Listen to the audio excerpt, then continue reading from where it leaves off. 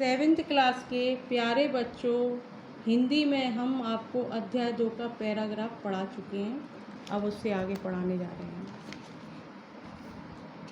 हमीर ने अपने सलाहकारों को देखा और अनुत्साहित पाया। उसकी राय थी, महाराज, महामशा की तलवार आज आपकी शरण में है, पर कल तक वह हमारे खून की प्यासी थी। हम उसे अपनी छाया में लेकर दिल्ली के तख्त की लपलपाती क्रोधाग्नि को न्योता क्यों दें। यह दिल्ली के तख्त की लपलपाती क्रोधाग्नि को न्योता देने की बात नहीं है सरदारों, यह कर्तव्य का प्रश्न है, आन का प्रश्न है। जब महाम इस द्वार से लौटेगा तो स्वर्ग में हमारे पूर्वज क्या सोचेंगे? क्या उन्हें स्वर्ग के सुख साज में कांटों की चुभन का अनुभव ना होगा? हमीर ने आवेश में पूछा। सरदारों ने कहा, क्षमा करें महाराज, आपकी बात परम पवित्र है, पर कर्तव्य की भी एक सीमा है। कर्तव्य की सीमा? कड़क कर हमीर ने पूछा। कर्तव्य की सीमा है कर्तव्य, और कर्तव्य की सीमा है कर्तव्य पालन। कर्तव्य के पालन में सुख मिलेगा या दुख, जय होगी या पराजय, यह दुकानदारी की वृत्ति राजपूतों को शोभा नहीं देती। माहम शरणार्थी, और शरणार्थी की रक्षा राजपूत का कर्तव्य है। यह कर्तव्य हमें पूरा करना है, फिर इससे दिल्ली का बादशाह नाराज हो या दुनिया का बादशाह। सामंत सरदार भी जब महाराज की भावधारा में बहकर व्यवहार बुद्धि से दूर भावना के क्षेत्र में पहुंच गए थे, उनके मुंह से निकला, धन्य महाराज।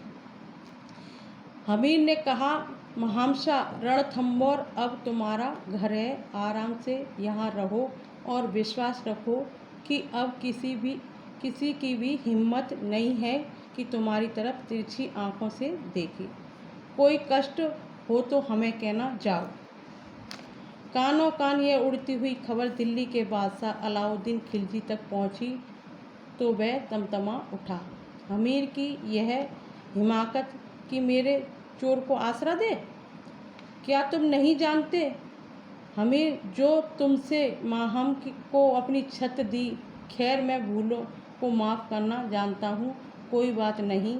माहम को अपनी देख रेख में मेरे सुपुर्द करो और अपने कसूर की मुझसे माफ़ी मांगो। अलाउद्दीन का यह संदेश हमीर के पास पहुँचा तो वह मुस्कराया। उसने लिखा, माहम को शरण दी है, कोई नौकर नहीं रखा है, और अपना सर्वस्व लुटाकर भी शरणागतों की रक्षा करना मेरी जाति के संस्कार हैं।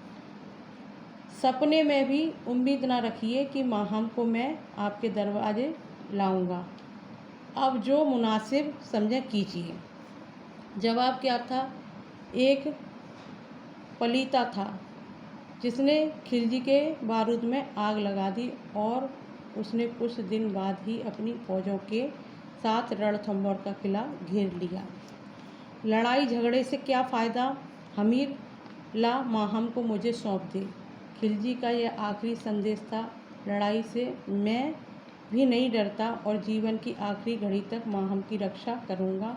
हमीर का यह आखिरी उत्तर था। दूसरे दिन रणधुंदुभी बज उठी। ऊंची पहाड़ी पर बना रणथंभौर का किला और चारों ओर फौज फैली शाही फौजें, एक तरफ अपने बादशाह के लिए लड़ने वाली फौजें और दूसरी तरफ अपनी आन पर मर मिटने वाले सिपाही। एक तरफ भरपूर साधन तो दूसरी तरफ भरपूर आन। लड़ाई क्या थी?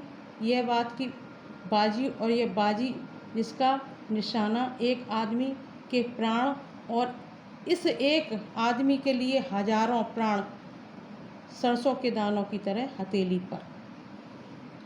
दोनों तरफ हजारों योद्धा काम आए। बादशाह की ताकत जितनी खींचती दिल्ली उसे पूरा कर देती, पर हमीर की शक्ति धारा की जो लहर बह जाती फिर न लौटती। हर टूटती तलवार 100 को 99 करती, और हर गिरता सिपाही 1000 को 999। व्यय के रास्ते खुले हुए थे, आय के बंद। कारू का खजाना और कुबेर का कोष भी यूँ अब कब तक टिक पाता। हमीर उस दिन कुछ सोच रहे थे कि महामशा आकर खड़े हो गए। कहिए शाह साहब, क्या बात है? हमीर ने कहा। महामशा को चुप देखकर हमीर ने पूरी गंभीरता से कहा, शाह साहब, ये लड़कों का खेल नहीं, युद्ध है। फिर क्या आप नहीं जानते कि मैं राजपूत हूँ, जो वचन दे चुका हूँ उसे मरने दम तक निभाऊंगा। इस लड़ाई में आपकी बहादुरी का चमत्कार देखकर मैं बहुत खुश हूँ। हार जीत तो किस्मत के दो किनारे हैं, जिनकी फिक्र ना कीजिए। आज के लिए इतना ही। धन्यवाद।